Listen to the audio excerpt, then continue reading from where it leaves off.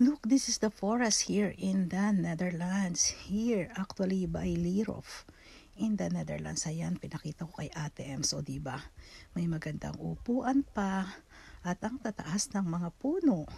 O, diba? At walang katao-tao dito at the moment. Pero the weather is so beautiful. Yan. At may lake. Maraming lakes dito sa mga gitna ng forest. O, diba? Ang ganda.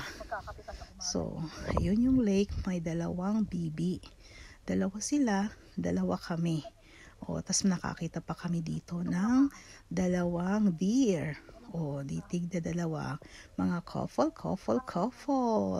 O, diba? Sarap lumangoy siguro dyan.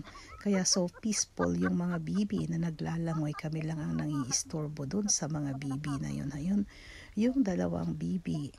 O, ayan ang forest. So, picture muna kami dito ni Ate M sa forest here with dalawang bibi. O, diba? Ang ganda. So, peaceful at may upuan pa. Pwede kayo ritong mag-picnic actually. Ayan. Wala tayong dalang pagkain. Sayang. O, kaya panoorin na lang muna natin yung dalawang bibi na nag-swimming. One eternity later. So, after manood ng mga bibi, the next day naman, dito naman kami sa park. Ito naman. So, yung forest is almost like a park also here in the Netherlands. Ang lalaki ng puno. Ayan, natumba. Tingnan mo, sobrang laki ng puno, diba? Lalaki ng puno dito. Grabe. So, now we are in the park. This is walking park. The Philips Park.